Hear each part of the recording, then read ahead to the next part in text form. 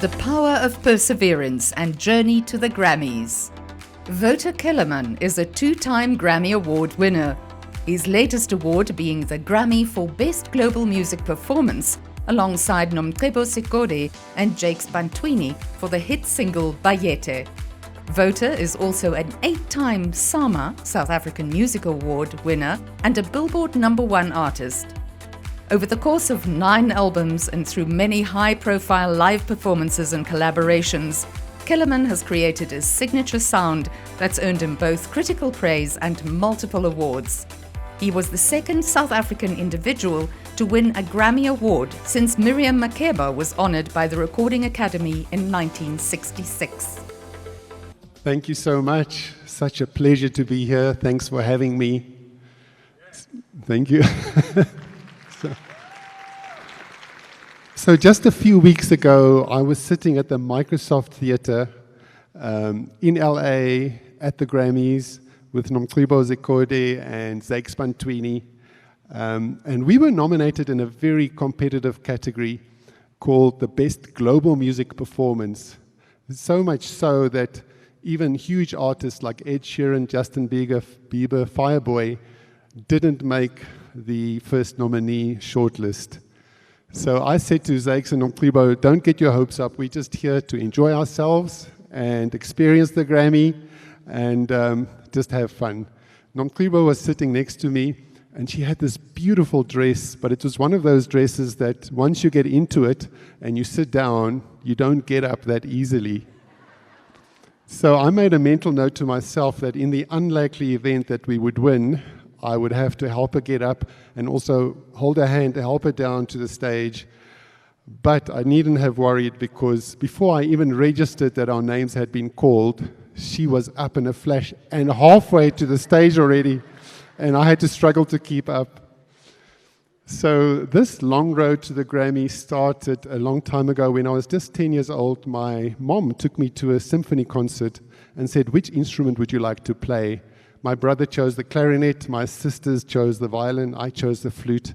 And at my first lesson, my teacher was sick, and my mom would not allow me to assemble the flute because she was worried we'll break it.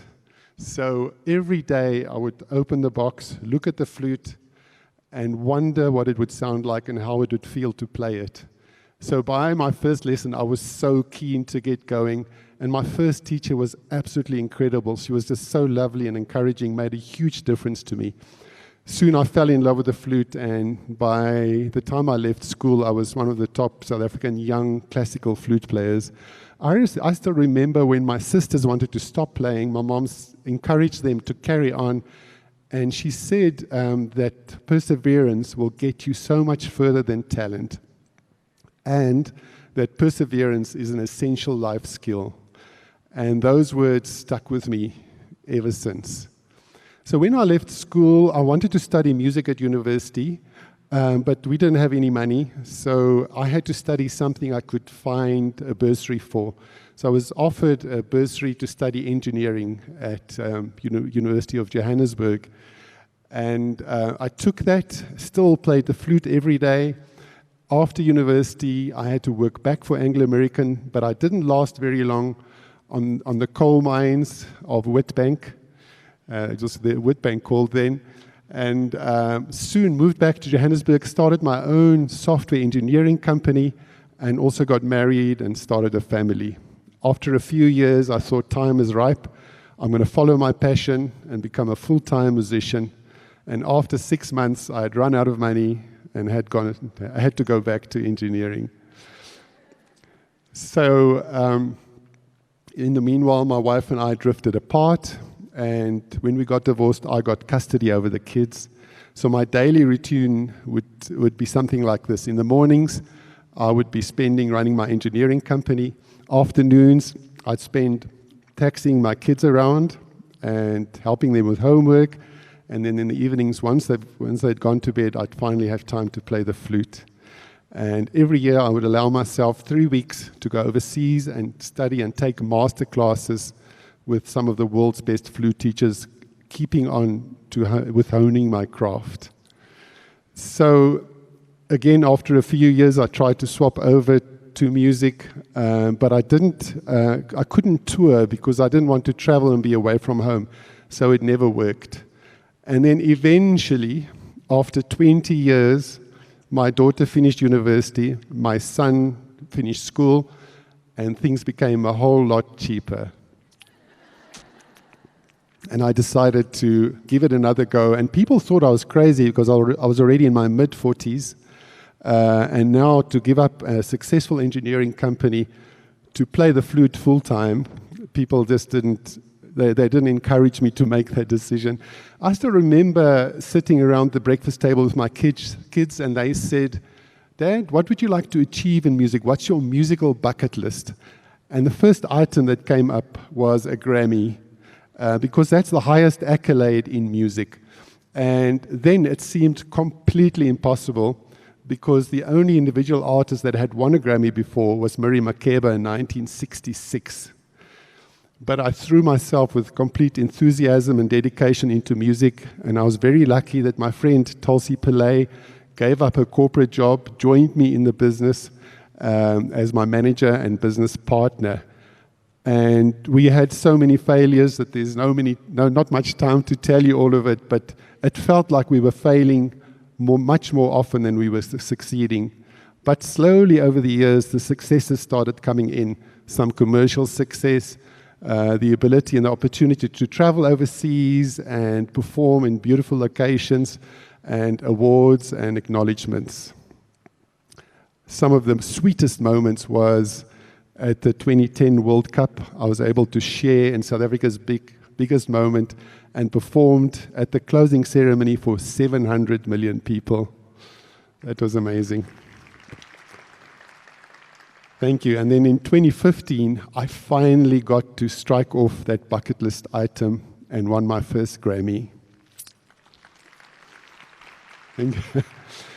So women have had an incredible influence on my life, shaping me, encouraging me, and mentoring me. And I've had the privilege to collaborate with incredible artists like Lera, Nomtribo, Zonke, Nionel, Lady Zamar, and Karen Zoid. And now looking back after 15 years of many hurdles, I realize that as a primary caregiver and late career starter, I had many of the same hurdles that women face today. And I'm so grateful for those very wise words from my mom many years ago around perseverance.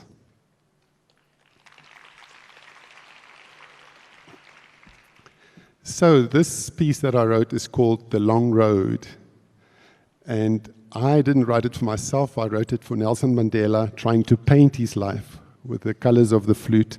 It starts off with him growing up in his rural Transkei, where he was very close to nature and spent some time herding cattle. When I was writing this song, I was thinking about him sitting by his cattle, listening to the beautiful sounds of nature, which even then must have been tinged with a touch of sadness, showing what was to come in his life. In the next section, he moves to the city, and the peacefulness of nature makes space for the hustle and bustle of city life, and a train of events that would take control of his life. And in the last section, he retires, finally has time to be peaceful again and spend time with his family. The piece ends on an unfinished note, showing that even though his life is over, his memory and influence will carry on and sustain us far into the future.